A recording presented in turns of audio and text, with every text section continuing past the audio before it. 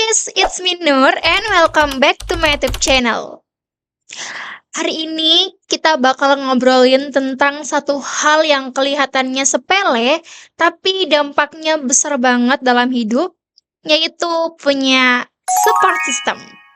Kayak pernah gak sih kamu tuh lagi capek, lagi burn out, lagi bingung, atau bahkan ngerasa gagal, tapi karena kamu punya satu orang yang selalu ada dan selalu dengerin dan berusaha pahamin kamu, setelah itu kamu jadi lebih kuat lagi. Nah, hari ini kita bakal bahas itu tentang pentingnya punya seseorang sebagai tempat untuk pulang.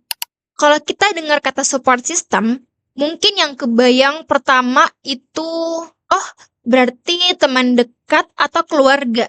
Iya kan? Dan ya, itu benar sih. Tapi sebenarnya maknanya itu bisa lebih luas. Karena dalam dunia bimbingan dan konseling pun, support system itu disebut juga sebagai dukungan sosial atau social support, yaitu jaringan orang-orang yang memberikan dukungan secara emosional, memberikan informasi, dan bantuan praktis di berbagai situasi hidup kita. Jadi, support system itu bukan cuma yang nemenin kita pas lagi happy-happynya aja ya guys, tapi dia juga hadir waktu kita lagi hancur-hancurnya. Orang-orang ini itu bisa bikin kita ngerasa aman, dimengerti, dan diterima walaupun kita lagi nggak bisa jadi versi terbaik dari diri kita sendiri. Nah, support system menurut House pada tahun 1981 itu terbagi jadi beberapa jenis guys. Yang pertama, ada emotional support, yaitu meliputi empati, kasih sayang, perhatian, dan kepercayaan. Nah, ini biasanya diberikan oleh orang yang dekat secara emosional, seperti kayak sahabat atau keluarga. Nah, yang kedua, ada juga yang disebut sebagai instrumental support, yaitu mereka yang memberikan bentuk bantuan nyata atau praktis. Misalnya, bantuan berupa keuangan, bantuan dalam bentuk tenaga, ataupun waktu. Kayak misalnya pas kita lagi sakit, dia nemenin kita, terus juga bantuin beresin tugas misalnya, atau sekedar nyediain waktu buat dengerin kita cerita. Yang ketiga, ada yang disebut sebagai informational support, yaitu orang-orang yang bantu kamu mikir jalan keluar atau ngasih perspektif baru waktu kamu lagi bingung. Dan yang keempat yaitu appraisal support atau dukungan penilaian. Nah, ini sebenarnya agak mirip-mirip sama informasional, tapi lebih ke validasi diri dan masukan untuk evaluasi diri. Misalnya kayak dia berikan kita kalimat kayak, kamu udah ada jalur yang bener kok, atau menurutku keputusan kamu tuh udah tepat kok. Semua bentuk dukungan ini tuh sama-sama pentingnya ya guys, karena tiap orang itu memiliki kebutuhan yang berbeda-beda di waktu yang berbeda-beda juga. Nah, terus kenapa sih kita tuh butuh banget support system? Iya, jawabannya simple. Karena kita tuh manusia biasa, guys. Kita manusia yang nggak didesain buat ngadepin semuanya sendirian terus. Apalagi di usia-usia kayak sekarang, masa peralihan remaja ke dewasa awal, dimana hidup tuh rasanya penuh dengan ketidakpastian. Tugas akademik, ekspektasi orang tua, pencarian jati diri, hubungan sosial, tekanan media sosial, dan krisis-krisis kecil yang dirasakan datang tiap waktu. Dan itu semua nggak mungkin ditanggung sendiri terus tanpa bikin kita kelelahan secara emosional. Nah, disinilah pentingnya adanya support system. Saat kamu punya seseorang yang bisa kamu andalkan, yang bisa kamu datengin tanpa harus jadi baik-baik aja dulu, kamu bakal ngerasa lebih aman buat jujur dan cerita tentang kondisimu. Dan support system juga bisa jadi penyeimbang saat kita mulai terlalu keras dengan diri kita sendiri. Misalnya saat kita lagi kecewa karena gagal di satu hal, lalu sahabat kita itu datang dan ngingetin bahwa kita tuh udah berjuang keras dan itu udah cukup. Dan satu hal lagi, punya support system itu bukan tanda kita itu nggak bisa sendirian atau kita lemah. Justru sebaliknya, itu tanda kalau kita tuh berani untuk terbuka, berani untuk jujur, dan berani mau menerima bahwa kita itu juga manusia yang kadang butuh sandaran. Kalian suka gitu juga nggak? Suka mikir kalau support system itu harus kayak di film-film, kayak punya banyak teman yang seru, geng yang solid banget, atau punya pacar yang selalu ada 24 jam per 7. Padahal kenyataannya guys, support system itu nggak harus seramai itu. Kamu nggak harus punya 5, 10, atau 20 orang buat dibilang support system. Kadang satu orang aja yang bener-bener hadir dan bisa jadi tempat kamu jujur, itu udah lebih dari cukup. Bisa orang tua, bisa keluarga, kakak mungkin atau adik, bisa sahabat, mentor, atau bahkan diri kamu sendiri. Iya, diri kamu sendiri. Lewat cara kamu nenangin diri kamu, ngobrol lewat journaling atau self-talk, atau sekedar ngasih waktu buat diri kamu bisa senang. Karena pada akhirnya, support system itu soal seberapa aman kamu bisa jadi diri sendiri. Bukan soal seberapa banyak kamu dikelilingi oleh banyak orang. Dan meskipun kelihatannya ya, support system itu selalu positif, kenyataannya nggak semua yang dekat sama kita itu sehat buat pertumbuhan kita. Kayak mungkin pernah nggak sih kamu itu cerita ke seseorang, tapi ujung-ujungnya malah dibandingin sama masalah yang lain. Atau pas kamu lagi curhat soal rasa capek kamu gitu kan.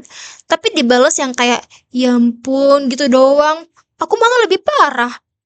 Atau mungkin yang lebih nyeseknya, saat kamu coba untuk jujur tentang perasaanmu, kamu malah dibilang drama lah, gampang baper lah atau lebay. Nah, ini merupakan tanda support system yang nggak sehat. Mereka bukan hadir sebagai pendengar untuk nemenin, tapi malah bikin kamu justru ngerasa ragu buat jujur lagi. Ngerasa harus mikir 2 kali sebelum cerita. Nah, sebaliknya, support system yang saat itu nggak selalu harus punya solusi kok. Mereka mungkin nggak bisa menyelesaikan masalah kamu, tapi mereka akan selalu berusaha untuk hadir. Duduk di samping kamu tanpa ngejudge, tanpa maksa kamu buat harus cepet-cepet pulih. Kadang mereka cuma bilang kayak, kamu nggak apa-apa, mau cerita nggak? Atau, tenang ya, aku di sini kok buat selalu ada untuk kamu. Tapi justru kalimat-kalimat kecil kayak gitu yang bisa jadi penenang paling ampuh. Dan percayalah guys, satu orang yang bisa ngasih rasa aman kayak gitu jauh lebih berarti daripada banyaknya orang yang cuma ada buat kamu ketika kamu lagi happy-happynya aja. Terus nanti ada yang nanya gini, tapi gimana kalau misalnya aku nggak punya support system? Iya sih, ini penting juga kita bahas. Karena nggak semua orang itu punya seseorang untuk bisa disebut sebagai support system. Ya, bisa jadi kamu tinggal jauh dari keluarga, atau teman-teman di sekelilingmu nggak cukup dekat denganmu. Tapi apapun itu, coba dengerin aku baik-baik ya. Kamu nggak selamanya akan sendirian. Pelan-pelan, kamu bisa kok untuk bangun support sistemmu sendiri. Ya, bisa dimulai dari ikut komunitas yang sesuai minatmu. Misalnya kamu suka diskusi, kamu bisa tuh cari forum atau kelas online yang terbuka buat ngobrol gitu kan. Atau kalau kamu aktif di kampus, kamu bisa mulai untuk buka obrolan ringan sama teman organisasi, atau bahkan mungkin sama dosen-dosen. Yang gak harus langsung deep talk juga kok. Yang penting yaitu mulai kenal aja dulu sama mulai nyambung buat diajak ngobrol dulu. Dan kalaupun akhirnya kamu belum nemuin orang lain, kamu bisa kok untuk mulai dari satu orang yang paling dekat, yaitu diri kamu sendiri. Aku tahu ini kedengarannya klise, tapi beneran deh. Kayak journaling atau self-talk, kasih afirmasi positif, bahkan refleksi ke diri kita sendiri. Semua itu tuh bisa jadi cara paling ampuh buat kamu jadi tempat pulang saat dunia di luar itu lagi nggak ramah terhadap dirimu. Karena support system itu bukan selalu yang dari luar aja guys. Kadang yang paling tulus itu datang dalam diri kita sendiri. Dan yang terakhir, jangan lupa ya, bukan hanya kita yang butuh, tapi kita pun kadang dibutuhkan oleh orang-orang sebagai supportnya mereka. Yap, kamu juga bisa banget jadi support system buat orang lain.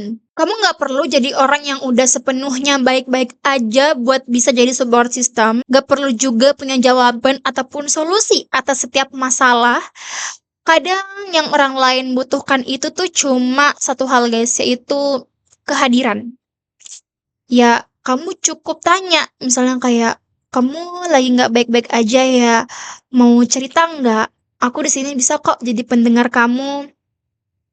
Dan aku rasa hal-hal seperti ini itu bisa banget jadi ruang aman buat seseorang. Karena dalam dunia bimbingan dan konseling sendiri, ini tuh disebut sebagai empathic presence, yaitu hadir dengan empati. Dan ini bisa kamu mulai dari hal kecil, kayak tanyain kabar dengan chat teman yang udah lama nggak pernah muncul atau nggak pernah cerita sama kamu. Kasih perhatian kecil lewat afirmasi positif ataupun pujian sederhana ke orang terdekatmu. Atau cukup duduk bareng temen kamu tanpa perlu banyak ngomong, tapi tanpa bikin dia ngerasa kayak kalau dia tuh lagi sendirian. Kamu tahu nggak? Efek dari satu kalimat sederhana dan positif yang kamu ucapin hari ini itu bisa jadi penyelamat buat seseorang yang mungkin nyaris menyerah. Dan percaya deh, dunia ini akan jauh lebih baik kalau kita semua itu bisa jadi support system, bisa saling menjaga dan juga menyayangi. Ngomong-ngomong soal support system, aku jadi teringat satu kalimat dari seseorang yang ngenek banget. Dia bilang, kita tidak bisa membantu semua orang, tapi semua orang bisa membantu seseorang.